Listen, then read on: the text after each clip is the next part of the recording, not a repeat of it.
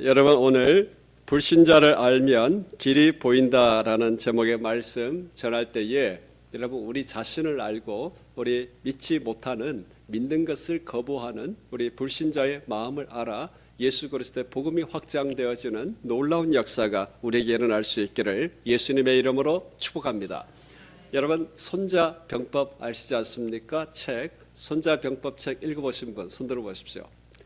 듣기는 많이 들어도 안 읽어보죠. 여러분, 오늘 말씀과 연관해서 어떤 한번 우리 접촉점이 있는 예화를 한번 찾을까 하다가 손자병법이라는 책을 잠깐 한번 보니까 손무가 지은 책이지 않습니까? 기원전 6세기, 지금부터 약 한 2500년 전에 중국이 막 분열되어 있을 때, 그때 이 전쟁의 시기에 필승의 승리의 법으로 지은 책, 그 다음에 이것을 가장 잘 해설한 유명한 책이 우리 우리나라 잘 아는 조조가 만든 해설서가 가장 뛰어난 해설서로 나온다 그럽니다.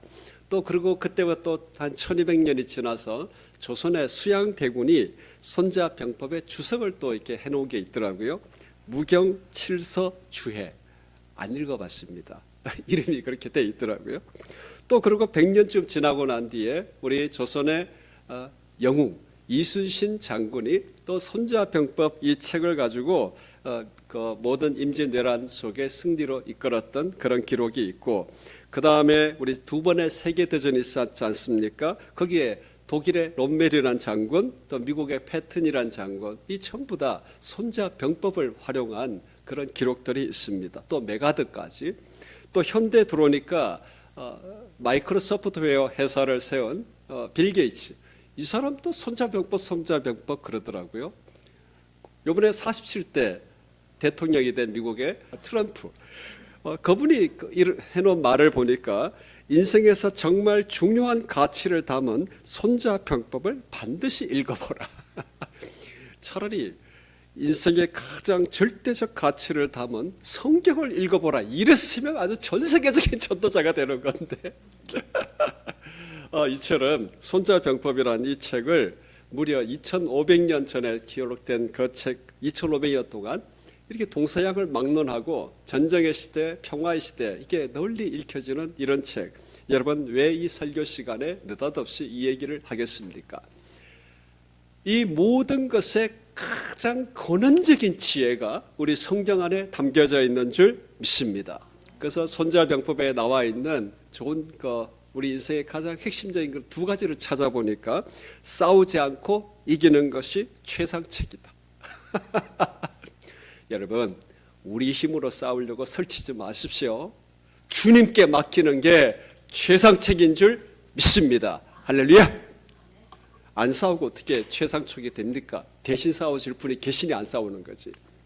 두 번째, 손자병법에 적을 알고 나를 알면 100번 싸워도 위태롭지 않다. 지피지기 백전불태. 상대방의 강점, 약점, 특징을 파악해야 된다라는 것이잖아요. 하나님의 말씀에 언제든지 우리가 뭐라고 말씀하십니까? 네가 누군지를 알아라고 말씀하시잖아요. 너 흙 같은 먼지야, 네가 누군지를 알아라고 말씀하시지 않습니까? 여러분, 세상에 아무리 뛰어난 것이 있어도 그 모든 원조는 성경 말씀인 줄 믿습니다. 우리가 오늘 알아야 될 사람이 누구입니까? 예수 그리스도를 거부하고 예수 그리스도를 믿지 아니하겠다고 작정한 사람, 불신자의 마음을 알아야 된다라는 것입니다. 또 우리 속에 예수 그리스도를 믿는다고 하지만 예수 그리스도를 우리의 마음의 모든 인생의 통치자로 받아들이고 싶지 아니하는 우리 안에 이 불순종과 불신의 이 마음이 우리 안에 있다라는 겁니다. 여러분, 그렇기 때문에 우리는 불신자의 특징을 제대로 알아야 우리 스스로도 믿음의 삶을 살아낼 뿐만 아니라 우리가 예수 그리스도의 복음을 전하러 가는데 불신자를 알아야 우리가 복음이 확장되어지게 될 줄 믿습니다. 할렐루야. 그리고 오늘 우리 말씀 시간을 통해서 불신자를 제대로 알고 우리 안에 있는 불순종의 모습을 제대로 알아 믿음과 복음이 확장되어져 가는 우리의 전 삶이 될 수 있기를 예수님의 이름으로 축복합니다. 여러분, 불신자가 누구입니까? 예수님을 믿지 않는 자이지 않습니까? 죽어도 못 믿겠다고 작정한 사람, 예수 이름만 나오면 그냥 공격하고 싶은 사람, 니나 잘 믿어라 하는 사람, 이 전부 다 불신자잖아요. 여러분, 이 불신자에게 세 가지의 공통점이 있습니다. 새벽에 전파했던 말씀 종합해서 주일날 전합니다. 세 가지의 특징이 뭡니까? 공통된 속임수가 있다라는 것, 공통된 운명이 있다라는 것, 공통된 구세주가 있다라는 것. 할렐루야. 이 세 가지 속성, 여러분 느끼는 불신자는 여러분 생각하면 어떤 느낌으로 다가옵니까? 예수님 잘 믿는 나를 탄압하는 사람, 나를 무시하는 사람, 비꼬는 사람. 특히 한 집안에 예수님을 같이 못 믿는 이 부부들은 참 골치 아프잖아요. 얘 다 웃는 거 보니까 다 경험들이 넘치는 사람. 자기 잘남으로 살아가는 사람, 잘난 사람, 고집불통인 사람, 또 더 나아가서 불신자, 거짓과 기만의 영이 가득한 사람. 여러분, 법 없이도 살 수 있다는 사람 헤집어 보십시오. 그 사람이 정말 법 없이 살 수 있는 사람인가? 자기 스스로 법 없이 살 수 있다는 그 교만으로 똘똘 뭉쳐 있어서 그렇지 못하는 사람들 비판하고 평가하고 잘남으로 살아가는 사람. 여러분, 그게 법 없이 살아가는 사람들입니까? 진실로 이 모든 사람들 속에 자기 외에는 공격하고 싶은 마음으로 가득 찬 사람.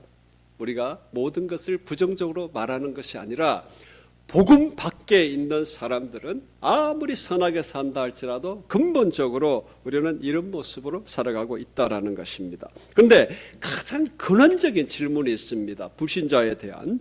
도대체 어떤 사람이기에, 어떤 마음이기에 살아계신 하나님, 살아계신 예수님을 이렇게 믿기를 거부한단 말인가? 도대체 이해가 안 됩니다. 여러분, 이해가 됩니까?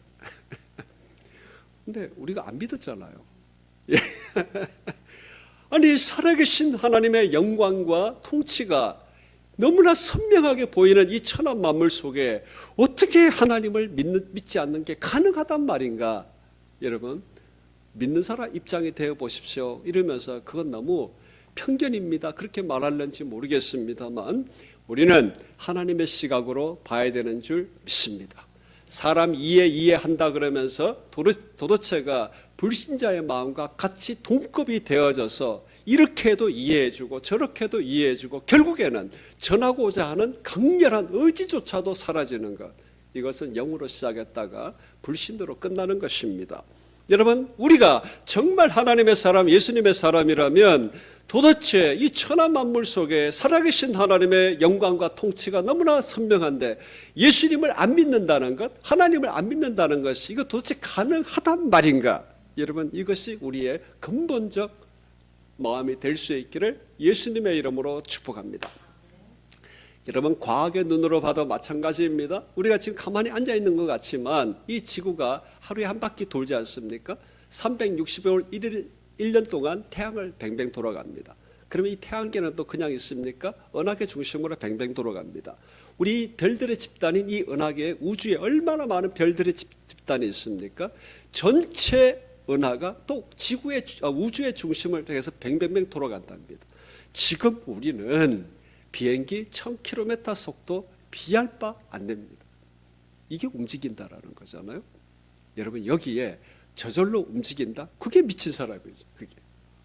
여러분, 양자역학에 대한 이야기를 한 번씩 합니다만 과학자가 미시적 세계를 관찰할 때 분명히 입자가 존재가 없었는데 파동만 있었는데 과학자가 관찰을 딱 하면 그 에너지파가 입자가 되어진다라는 것, 이게 현대과학입니다. 아무것도 없었는데 관찰하는 사람이 보니까 입자가 된다라는 거예요. 여러분, 창조의 역사가 지금도 있다라는 것입니다. 여러분, 눈을 뜨십시오. 우리 눈으로 보여지는 이 조그만 것으로 살아가는 우리의 모든 인생의 교만과 이 모든 것이 무너지고 보이지 아니하는 세상 속에 지금도 보이는 세계를 통치하시고 창조하시는 하나님의 이 놀라운 기적 같은 역사, 네가 과학자인데도 왜 거부해? 이런 단호한 말을 던질 수 있는 우리가 될 수 있기를 예수님의 이름으로 축복합니다. 여러분, 이 불신자들의 공통의 운명은 패망입니다. 멸망입니다. 죽음입니다. 지옥입니다.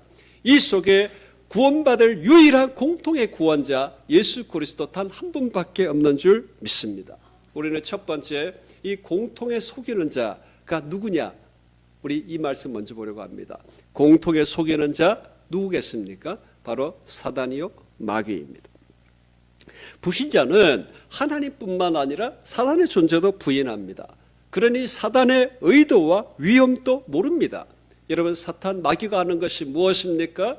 본인이 하나님의 권능 보좌에 도전했을 뿐만 아니라 그를 따르는 악한 영의 모든 천사들을 총동원해서 자신을 아비로 아는 자들을 모아 진리이신 예수 그리스도를 대항하고 믿지 못하고 믿지 못하는 사람들을 모아서 불신자의 대군을 만들어가며 그들에게 우리가 복음의 지상 대명령과 전도 대명령을 받은 것처럼 악한 사단 마귀도 그를 따르는 추종하는 모든 불신의 영에게 자신을 따르고 그 속에 불신의 세상을 확장시켜 나가도록 전도 대명령을 계속 주고 있는 겁니다. 사탄의 나라를 확장해야 하니, 그러니 모든 불신자의 근원에는 사탄 마귀가 그 속에 그 모든 것을 통제하고 장악하는 그 안에 있다라는 것을 알아야 한다라는 것입니다. 요한복음 오늘 읽은 본문의 말씀 8장 44절에 너희는 너희 아비 마귀에게서 났으니 너희 아비의 욕심대로 너희도 행하고자 하느니라. 그는 처음부터 살인한 자요 진리가 그 속에 없으므로 그랬습니다. 이 마귀 속에 누구라 그랬습니까? 도대체 누구를 너희 아비에게서 났으니 이 너희가 누굽니까? 예수님께서 이 말씀하시는 이 너희는 그 앞에 있었던 요한복음 8장 13절에 바리새인들이 이르되 너가 너를 위하여 증언하니 너의 증언은 참되지 아니하도다. 쉽게 얘기하면 예수 그리스도를 믿지 아니하고 거부하고 공격하는 사람, 예수님이 그들을 보고 너희라고 지목하고 계시는 겁니다. 그러니 예수님을 부정하는 모든 사람들, 그 너희들아, 너희는 너희 아비 마귀에게서 났다고 지금 예수님이 선언하고 있다라는 겁니다. 너희는 마귀의 자식이라고 지금 지목하고 있습니다. 여러분, 불신자를 여러분 고상하게 바라보지 마십시오. 인격적으로 도덕적으로 무시하라는 것이 아닙니다. 불신자 부러워하지 마십시오. 돈 많이 벌고 높은 지위에 있다는 그 불신자를 부러워하는 것, 여러분 마귀의 자식을 부러워하니, 마귀의 자식이 가진 영광을 부러워하니 누구를 부러워하는 것입니까? 여러분, 오늘 설교가 셉니까? 사람을 무시한다고 생각합니까? 예수님께서 지금 예수 그리스도를 부정하는 사람들을 위해서 단호하게 너희는 너희 아비 마귀에게서 났다 이렇게 말씀하고 있지 않습니까? 예수님께서 이렇게 단호하게 예수님을 부정하는 사람들을 너희는 너희 아비에 속하였고 거기에 있다라고 지적하신 이유, 사단은 끝없이 사람들 안에 신은 없다라는 것, 무신론과 인간의 지성과 이성으로 살아가는 것이 가장 합리적이고 가장 위대한 인생을 살아간다는 이 지성주의, 과학주의, 또 거짓 종교들, 또 자기의와 도덕 이런 것으로 다 무장하게 만들어서 결국 복음을 거부하게 하는 것, 하나님의 나라를 깨뜨리는 것. 여러분, 이런 그 존재 속에 우리가 어떻게 아름다운 말로 이야기할 수 있다는 것이겠습니까? 예수님께서 그 예수 그리스도를 부정함으로 자기도 부정할 뿐만 아니라 모든 사람들에게 인간의 가진 수단을 통하여 살아계신 하나님, 살아계신 예수 그리스도를 부정하게 만들고 있는 그 모든 모습 속에 우리가 아름답게 말해야 되겠습니까?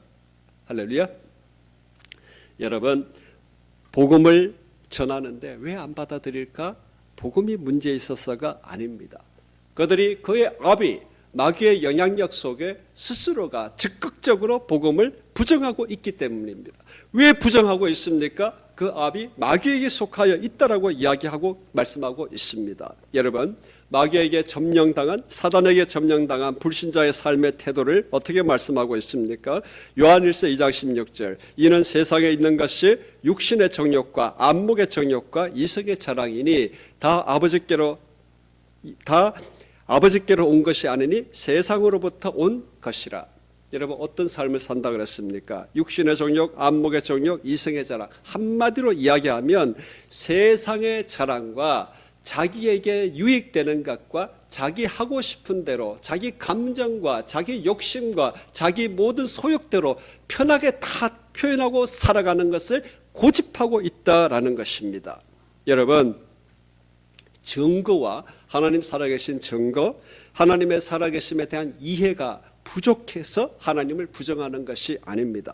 로마서 1장 20절에 말씀하시는 것이 무엇입니까?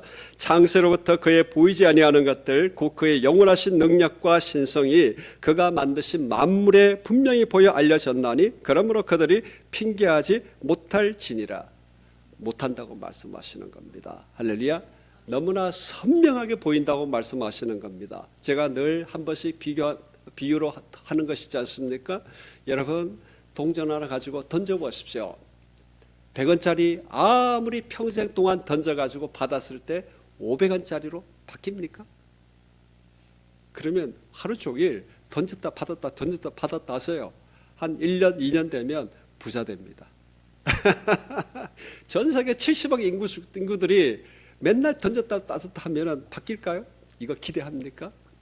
좋은 집 만들고 싶어서 재료들을 다 모아가지고 비행기 타고 올라갔어요. 땅에다 확 뿌렸습니다.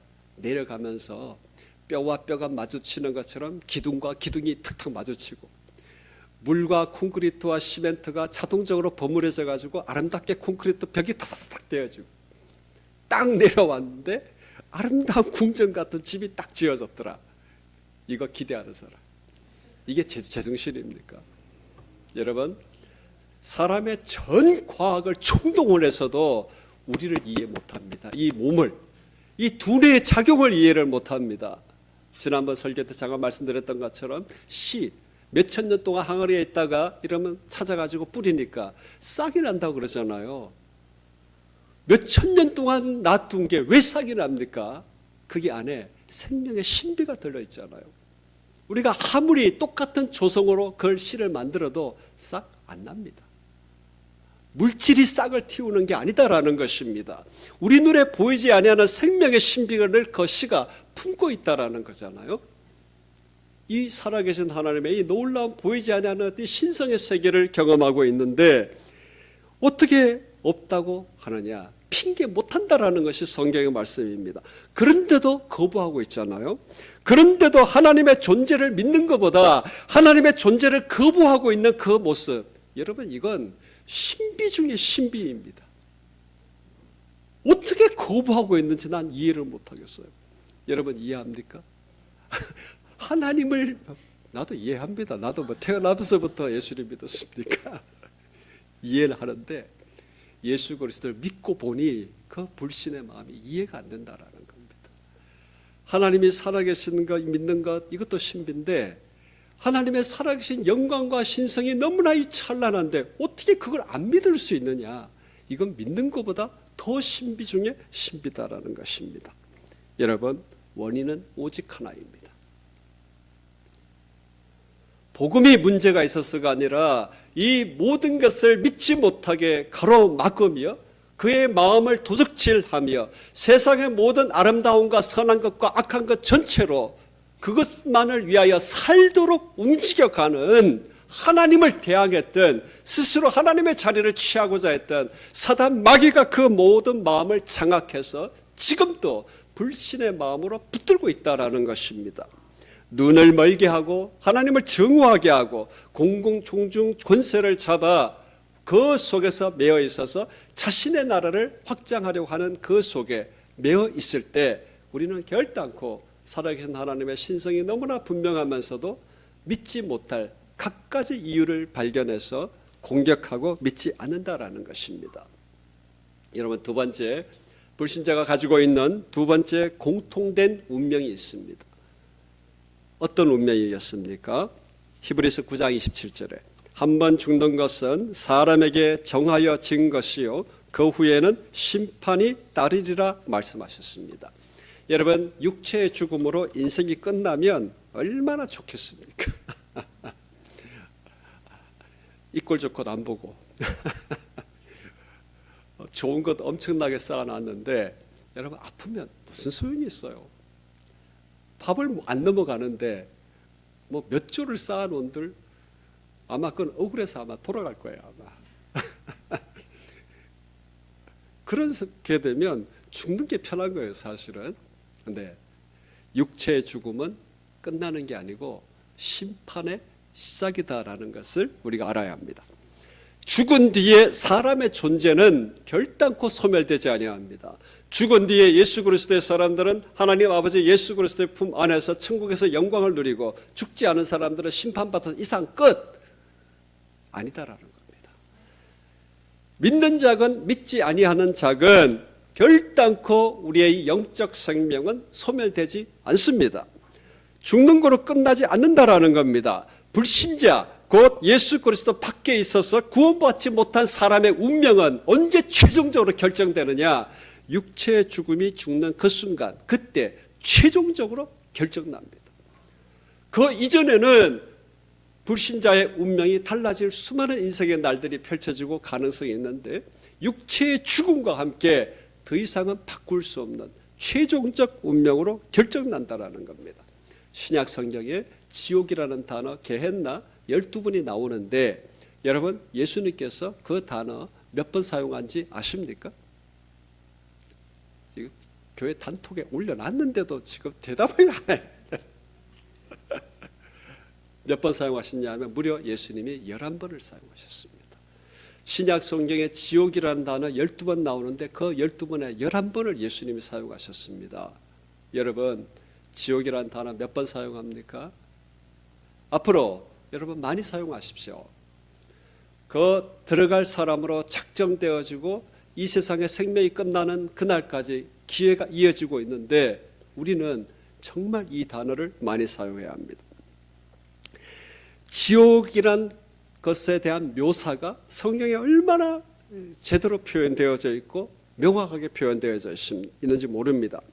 고통이라는, 지옥의 고통이라는 멸망, 이 멸망의 단어는 지옥의 고통을 의미합니다. 어두움, 징벌, 슬퍼하며 이를 감, 불, 유황불, 천년의 고통, 유황불, 마귀와 함께 유황목 등 지옥에 관한 표현은 성경에 차고 넘칩니다.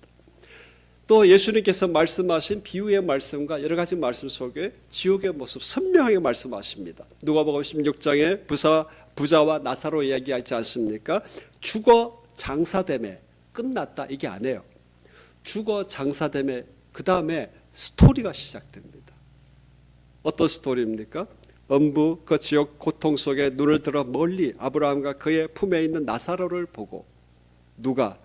그 불신의 마음으로 살았던, 인생으로 살았던 부자가 그 속에 내 혀를 서늘하게 하소서 나사로 손끝에 물을 좀 찍어서 보내가지고 내가 여기 있는데 불꽃 가운데 괴로워합니다. 근데 예수님께서 비유로 너희와 우리 사이에 큰 구렁텅이가 있어서 너 못 건너온다. 예수님께서 지옥의 모습에 대해서 분명히 말씀하고 계십니다. 요한계시록 14장 10절부터 뭐라 그랬습니까? 거룩한 천사들 앞과 어린 양 앞에서 불과 유황으로 고난을 받으리니 그 고난의 연기가 세세토록 영원히 올라가리로다. 누구든지 밤낮 쉼을 얻지 못하리라. 성경에 이처럼 지옥의 모습에 대한 이 영원한 심판이 기록되어 있다라는 겁니다. 그런데도 사람들은 지옥의 심판을 외면합니다. 이 현대 지성주의의 세상 속에 지옥 그러고 지옥 심판 그러면 마치 골수 무슨 극우 기독교인처럼 이야기하는 사람들이 있습니다. 예수 그리스도를 믿는다고 하면서도 신앙의 우아한 것을 표현하기를 좋아합니다. 그런데 반면에 예수님께서는 신앙을 우아하게 표현하면 독사의 새끼들아 그랬습니다. 당시 종교 지도자들에게 예수님이 4가지 씨 뿌리는 밭에 비유를 하실 때 길가에 뿌려지지 반들반들하고 매끈매끈한 사람, 여러분 그들이 누구라고 얘기했겠습니까? 예수님께서 당시에 종교 지도자들입니다. 여러분 우리는 신앙에 뭔가 고상하고 우아하고 폼나는 것을 이야기하는 것에 마음이 가 있으면 여러분 딴 거 이야기할 수 없습니다. 나는 길가의 그리스도인이다. 나는 길가다. 예수님이 말씀하신 독사의 자식이다. 여러분 이런 자기의식을 가지고 있어요. 예수님께서는 도리어 복음을 전하고 전하시는데 그 많은 말씀 중에 예수님의 핵심적으로 전한 그 많은 표현들은 지옥에 관련되어 있다는 것을 우리가 알아야 됩니다. 사람들이 지옥의 심판을 외면하는데 예수 그리스도의 사람 복음 전도자들은 이 경고의 말씀, 이 지옥의 말씀, 영혼을 살아가는 복음의 갈망으로 전해야 된다는 겁니다. 할렐루야. 그리고 동시에 피할 길을 전해야 합니다. 모든 불신자와 우리의 공통점, 우리의 구세주는 딱 한 분이시다라는 것. 하나님을 거역하고 배반하고 거절한 그 모든 형벌, 하나님께서는 이것을 예수 그리스도를 믿는 믿음으로 사면해 주신 적이 없습니다. 하나님께서는 죄를 사면하시는 분이 아닙니다. 하나님 앞에 사면 복권이라는 건 없습니다. 하나님은 죄에 대해서는 처절하게 심판하시는 하나님이십니다. 예수 그리스도의 십자가를 여러분 대속의 용서로 이해하시면 곤란합니다. 하나님께서는 하나님을 거부하고 배반하고 거절한 그 참담한 죄를 그냥 두시지 아니하고 바로 독생자 예수 그리스도, 성자 예수 그리스도께 아낌없이 남김없이 완전하게 퍼부으셨습니다. 우리가 받아야 될 그 처참한 것을 독생자 예수께 남김없이 퍼부으신 것, 이것이 하나님의 심판이십니다. 우리가 예수 그리스도를 믿는다라는 것은 이제 나는 내 심판 안 받았고 예수님께서 그 모든 심판을 다 받으셨으니 나는 믿기만 하면 된다, 이게 아닙니다. 예수 그리스도를 믿는다라는 것은 내가 예수 그리스도와 함께 십자가에 못 박혔나니, 이 말은 예수 그리스도께서 받은 그 모든 심판 안에 내가 있다라는 겁니다. 할렐루야. 하나님께서는 예수 그리스도, 성부 하나님께서는 예수 그리스도의 심판, 그 십자가를 믿는 사람들마다 너도 똑같이 십자가에서 완벽하게 끝장났다라는 것을 하나님께서 그렇게 인정해 줄 게가 아니고 너도 그렇게 되었다라고 선언하시는 것. 하나님께서는 우리를 그냥 용서해 주신 적이 없습니다. 완전하게 진노를 퍼부으신 것, 이것이 십자가입니다.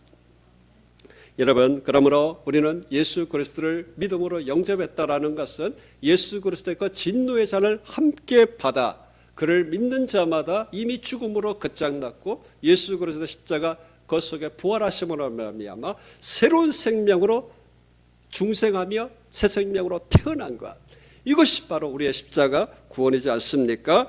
그러므로 그 진노를 완전히 감당하신 우리의 유일한 구세주 예수 그리스도를 통해서 그를 믿는 자마다 지옥의 형벌이 아닌 하나님 자녀로서 천국의 영광을 얻는 것, 이것을 우리 자신에게 전할 뿐만 아니라 이 세상 불신의 영혼 세상 속에 우리는 전해야 될 줄 믿습니다. 우리가 전해야 될 근본적 메시지는 이것입니다.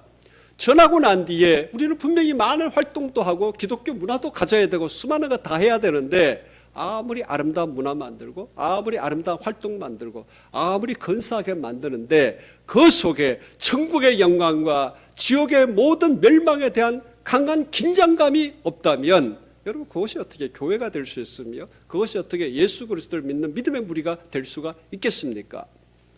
여러분, 숫자와 환경과 이 모든 것에 현혹당하지를 마십시오. 한 사람이 있다 할지라도 우리는 천국의 영광과 지옥의 이 멸망이 우리 안에 긴장감으로 불타야 될 줄 믿습니다.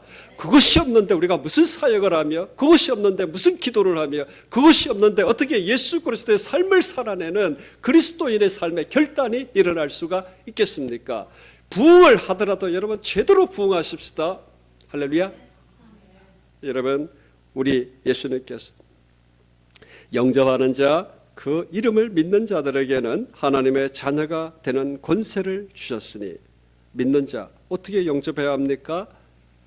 시몬 베드로가 대답하여 이르시되 주는 그리스도시요 살아계신 하나님의 아들이시니이다. 주님이라고 그랬습니다. 살아계신 하나님의 아들이십니다. 이렇게 영접하는 그 사람들마다 예수 그리스도의 그 놀란 진노의 잔을 함께 받으며 예수 그리스도의 부활의 영광 속에 새 생명으로 지금 우리가 존재하며 천국의 영광, 천국의 백성, 그 모든 상속자로 이 땅에서 영광 중에 우리의 권세에 살게 될 줄 믿습니다. 여러분, 진정으로 예수 그리스도를 영접했습니까? 진정으로 예수 그리스도의 사람이 여러분 되어 있습니까?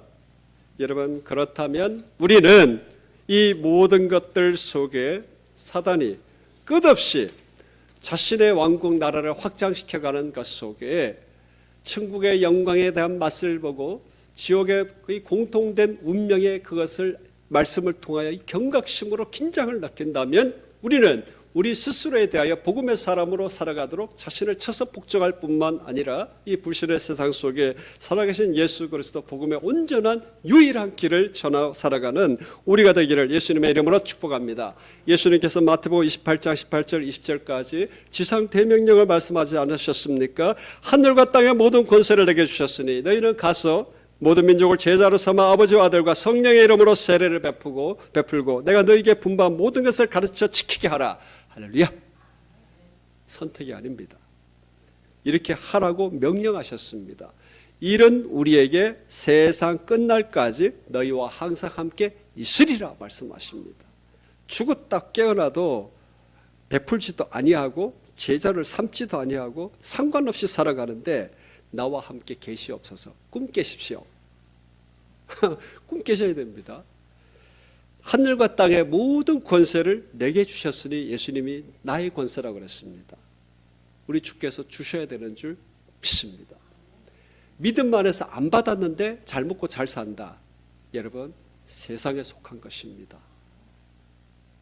멸망하기로 작정된 길입니다. 할렐루야. 반드시 우리 주 예수 그리스도 안에서 그 권세의 영광 안에 있기를 주님의 이름으로 축복합니다. 하나님께서 우리의 모든 고통과 아픔과 이 모든 처절한 것들을 어찌 모르시겠습니까? 이 세상에서 예수님께서 우리의 사람의 모습으로 똑같이 사셨습니다. 우리의 부족과 우리의 모든 것들을 살아계신 예수님께서 아신다 말씀하십니다.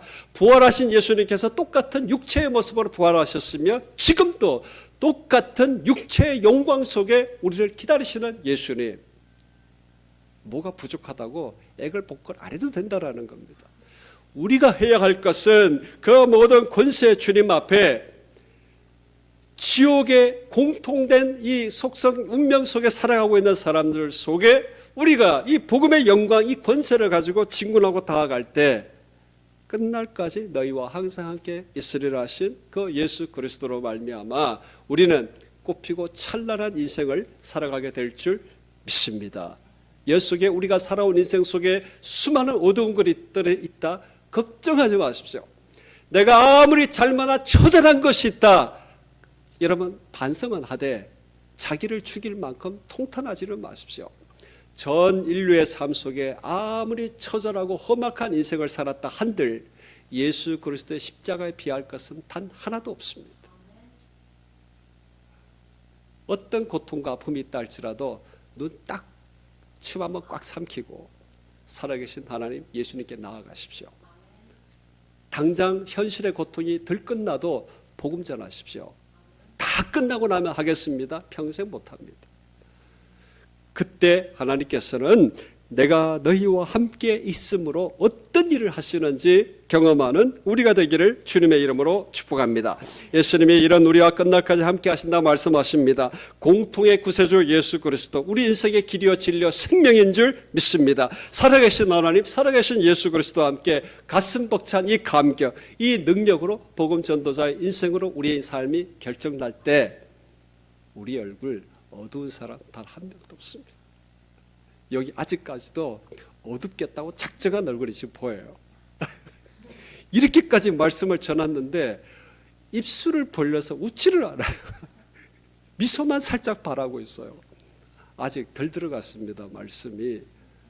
다시요.